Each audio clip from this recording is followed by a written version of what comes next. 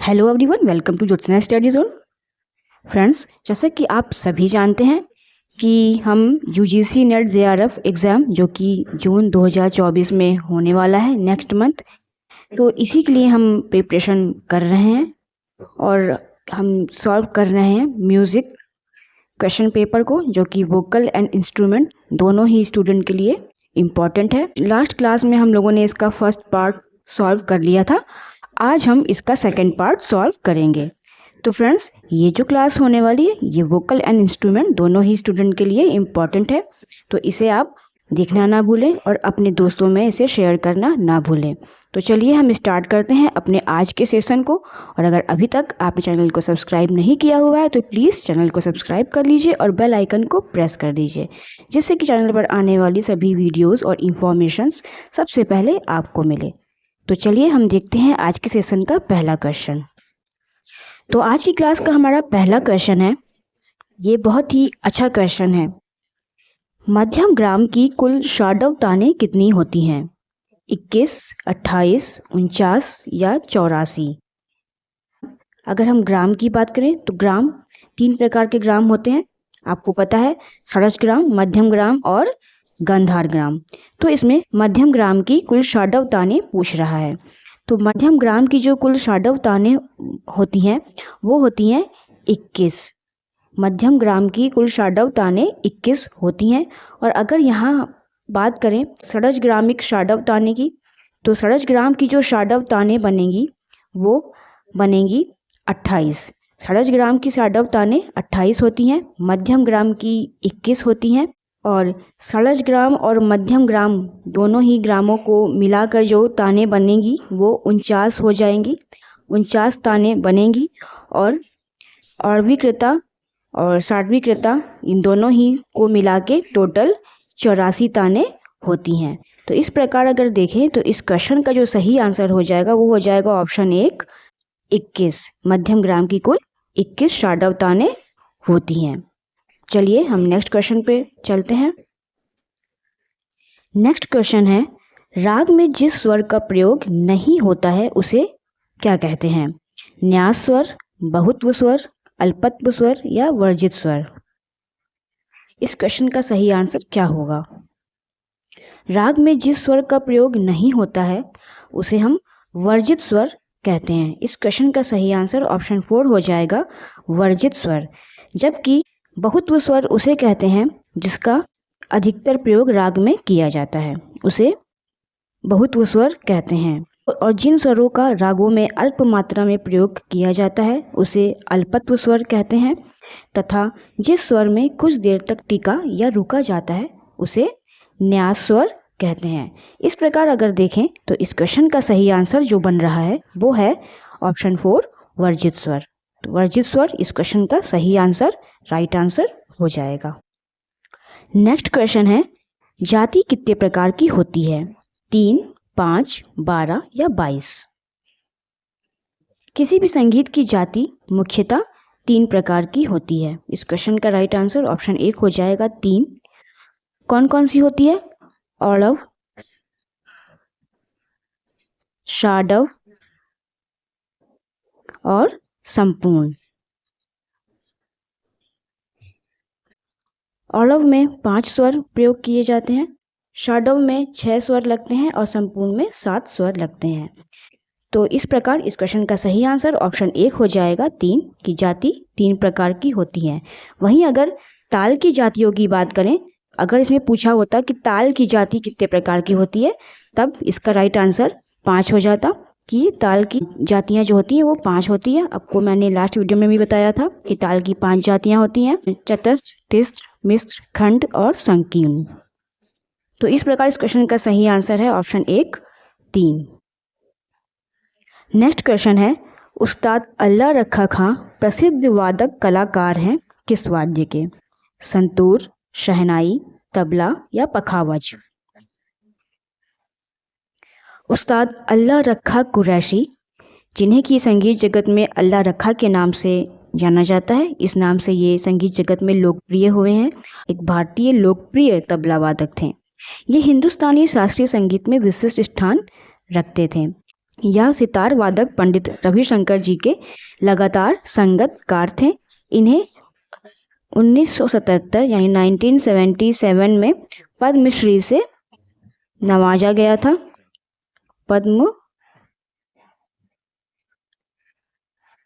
पद्मश्री से नवाजा गया था। और 1982 में इन्हें संगीत नाटक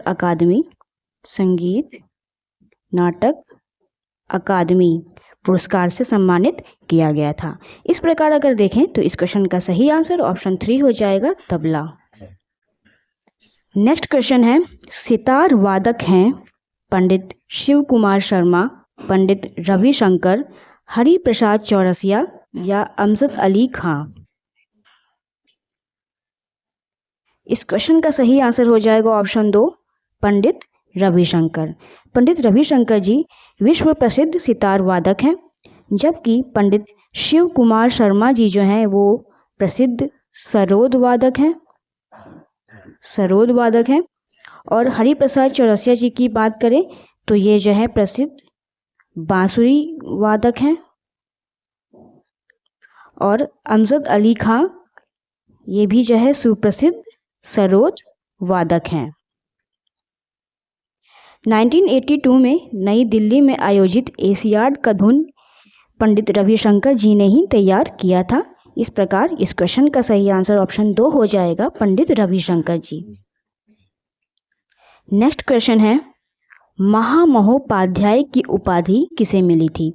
पंडित विष्णु दिगंबर पलुस्कर जी को, पंडित ओमकार नाथ ठाकुर जी को, उस्ताद फैयाज खां जी को या कुमार गंधर्व जी को।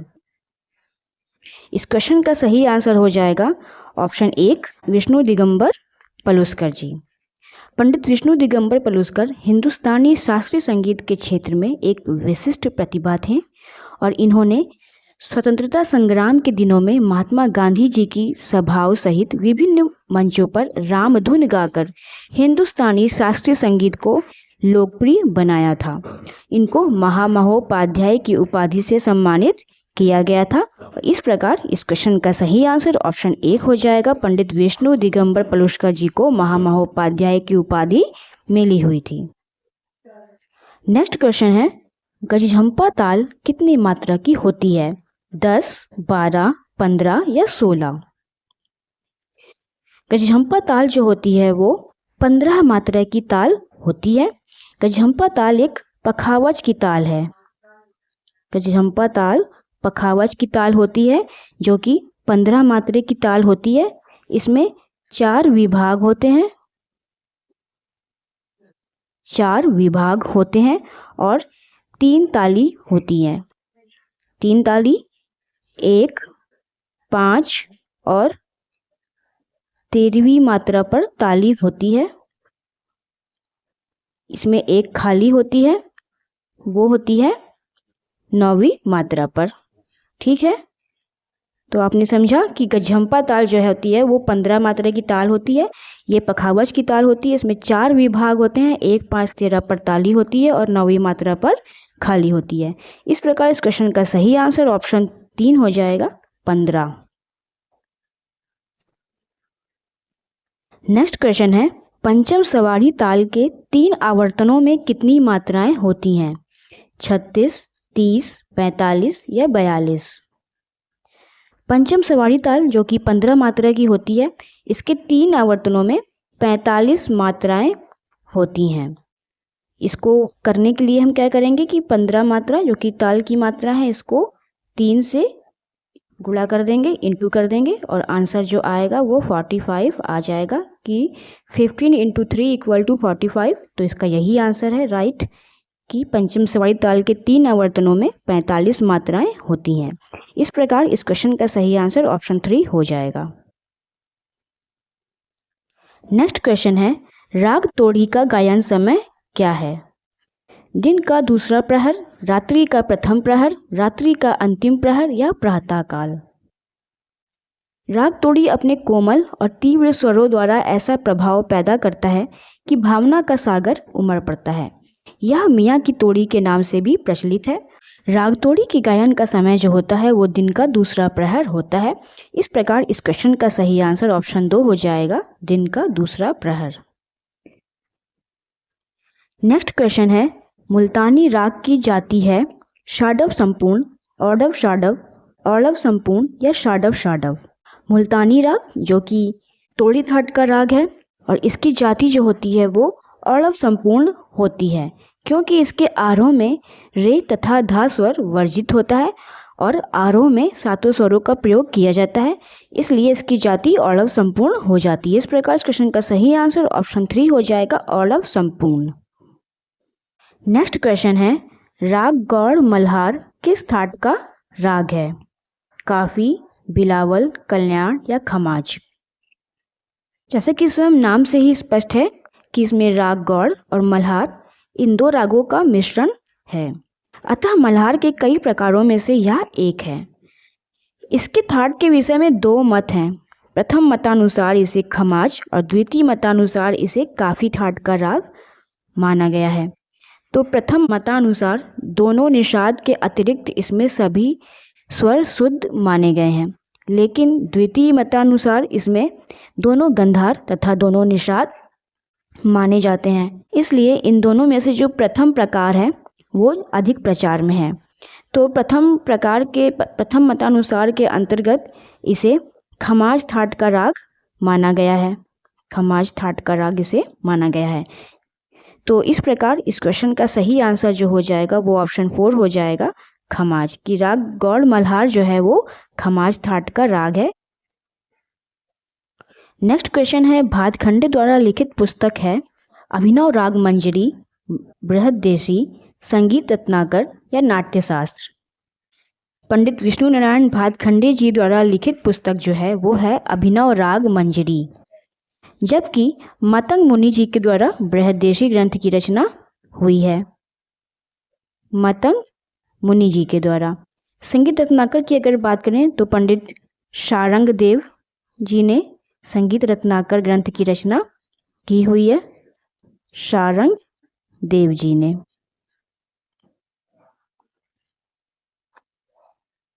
और नाट्यशास्त्र की जो है वो भरत मुनि ने रचना की हुई है नाट्य शास्त्र की।